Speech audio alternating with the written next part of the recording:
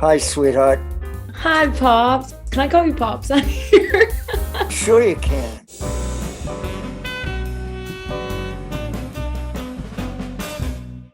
Welcome to another chapter of The Geezer Show. We have a very special guest who I've known since she was a little tyke.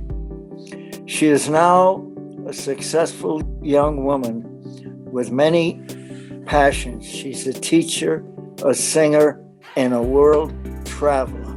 Without further ado, we welcome Isabelle Fries to The Geezer Show. Oh my goodness, that was the sweetest intro. Thank you for having me.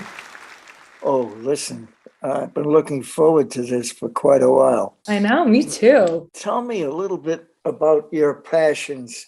I know the music element and the singing and so forth, but do you have anything else that you're deeply involved in, whether it's locally or out of the country? Yes. Well, I'm a full-time teacher.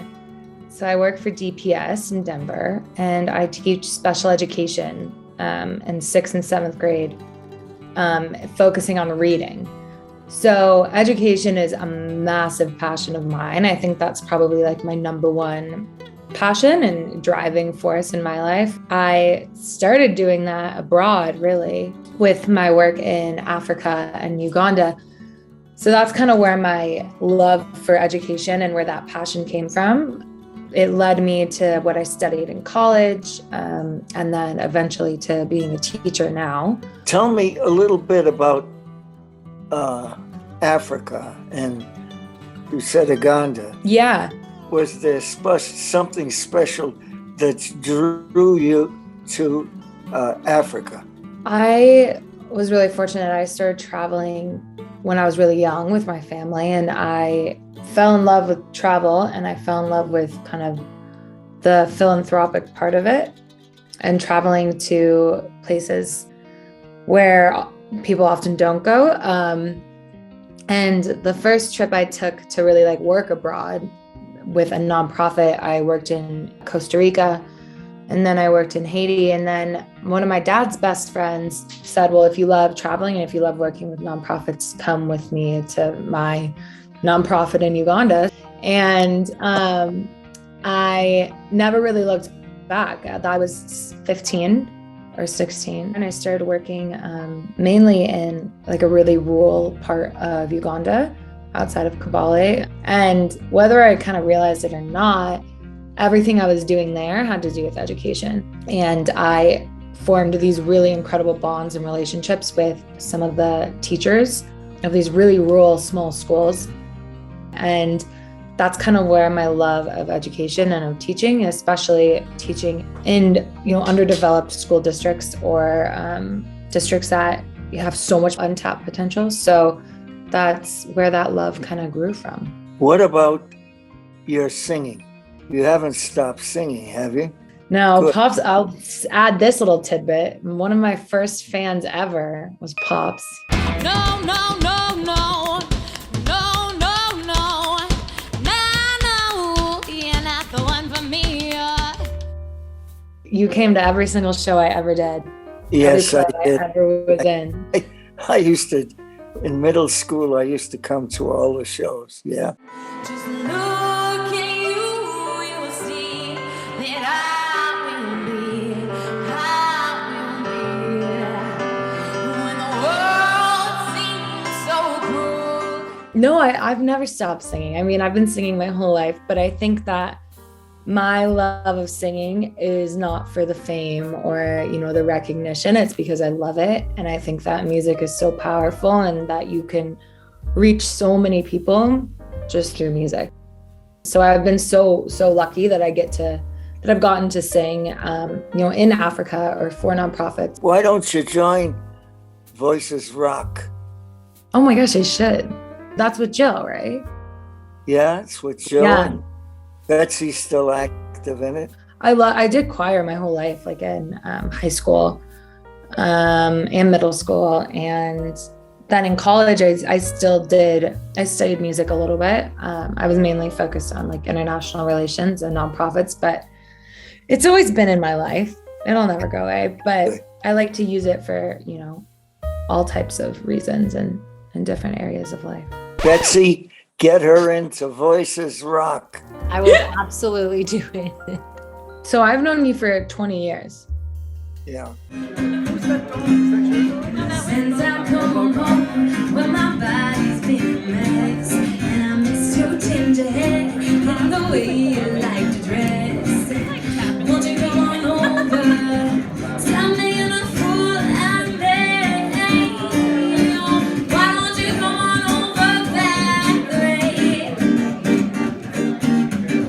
I've known you my whole What life. do you think of the Geezer show? What do you think of his idea to be on YouTube at 94? It's the most incredible thing in the world. Pops, you're like one of the more talented people I know, and you're one of the funnier people I know. So Thanks. putting that all together on YouTube for the world to see was one of your finer ideas. Yeah. Hey, you've had so many cool people on here. It's awesome. All your like different aspects of life are coming together, which is so special. Yeah, I've interviewed politicians and a lot of my cartoonist friends. I know, I've watched a few of those. I'm glad that Betsy and I got started on this Geezer venture a year and a half ago because it's something I look forward to all the time. Tell us a little bit about teaching special ed. It's definitely the hardest job I think I'll ever have, being a teacher in general, regardless of what you teach. But it's also my favorite thing to do. I wouldn't want to wake up and go do anything else. I mean, there's nothing more hands-on than being a teacher. And if you talk to any teacher in the world right now, today, this is the absolute hardest year to be in education, harder than last year by like 1,000.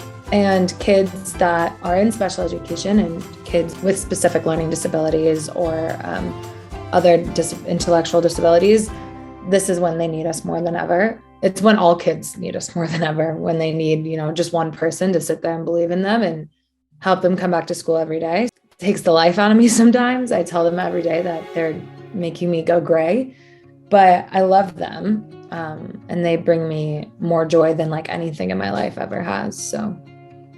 Oh, I love that. I love that. I mean, I'm just thinking of you too during this COVID period.